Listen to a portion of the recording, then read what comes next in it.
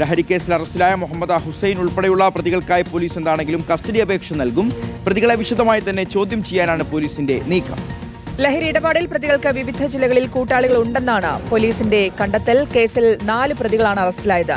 Sarath S S വിശദാംശങ്ങൾ നൽകാൻ. Good morning Sharath. ഇതിൽ ഇനിയിപ്പോൾ വിശദമായിട്ടുള്ള ഒരു പരിശോധന അന്വേഷണം തന്നെ ആവശ്യമുണ്ട്. ആർക്കൊക്കെ കൂടുതൽ പങ്കുണ്ടെന്ന കാര്യത്തിലടക്കം. അപ്പോൾ എങ്ങനെയാണ് പോലീസിന്റെ നീക്കം, കസ്റ്റഡി അപേക്ഷ നൽകുന്നത് ഉൾപ്പെടെയുള്ള കാര്യങ്ങൾ? തീർച്ചയായും ഈ കേസിൽ വിശദമായ അന്വേഷണം നടത്താൻ തന്നെയാണ് പോലീസും തീരുമാനിച്ചിരിക്കുന്നത്. ഈ യൂത്ത് കോൺഗ്രസ് നേതാവായ KH മുഹമ്മദ് ഹുസൈൻ അടക്കം കേസിലെ 4 പ്രതികളും വലിയൊരു ലഹരി ശൃംഖലയുടെ ഭാഗമാണ് എന്നുള്ളതാണ് പോലീസും സംശയിക്കുന്നത്.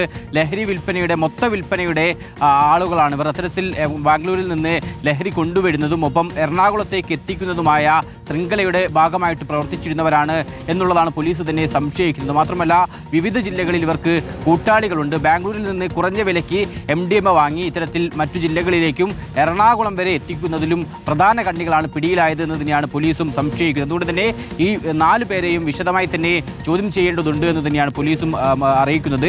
ഈ സാഹചര്യത്തിൽ ഇന്നോ അല്ലെങ്കിൽ തൊട്ടടുത്ത ദിവസമോ കസ്റ്റഡി അപേക്ഷ നൽകാനാണ് പോലീസിന്റെ തീരുമാനം. തുടർന്ന് വിശദമായ ചോദ്യം ചെയ്യലുണ്ടാകും. പ്രധാനമായും ഈ എവിടെ നിന്നാണ് ലഹരി ഇവർ വാങ്ങുന്നത്, എത്ര രൂപയാണ് ഇതിന് ചിലവഴിച്ചിട്ടുള്ളത്, സാമ്പത്തിക സ്രോതസ് എന്താണ്, ആർക്കൊക്കെ വിതരണം ചെയ്തു, എത്ര കാലമായി ഇത്തരത്തിൽ ലഹരി വാങ്ങലും വിൽപ്പനയുമായിട്ടുള്ള കച്ചവടത്തിൽ ഈ സംഘം പങ്കാളികളായിട്ട് തുടങ്ങിയ കാര്യങ്ങളാണ് പ്രധാനമായും അന്വേഷിക്കുക. ഒപ്പം ഇതിന്റെ മുഖ്യ കണ്ണികൾ ആരൊക്കെയാണ്, മറ്റാർക്കൊക്കെ ഇതിൽ പങ്കുണ്ട് തുടങ്ങിയ കാര്യങ്ങളൊക്കെ തന്നെ വിശദമായി തന്നെ അന്വേഷിക്കേണ്ടതുണ്ട്. ആ സാഹചര്യത്തിൽ എന്തായാലും പ്രതികളെ കസ്റ്റഡിയിൽ വാങ്ങി വിശദമായി ചോദ്യം ചെയ്യാൻ തന്നെയാണ് പോലീസ് തീരുമാനിച്ചിട്ടുള്ളത്. ഒരുപക്ഷെ ഇന്ന് തന്നെ കസ്റ്റഡി അപേക്ഷ നൽകിയേക്കും. അങ്ങനെയാണെങ്കിൽ തുടർ നടപടികളിലേക്ക് കോടതി കസ്റ്റഡിയിൽ വിട്ടു നൽകിയാൽ ഈ തെളിവെടുപ്പ് അടക്കമുള്ള ചോദ്യം ചെയ്യലടക്കമുള്ള നടപടികളിലേക്ക് പോലീസ് വൈകാതെ തന്നെ കടക്കുകയും ചെയ്യും. ശരി, ശരത് എസ് ആണ് വിവരങ്ങൾ നൽകിയത്.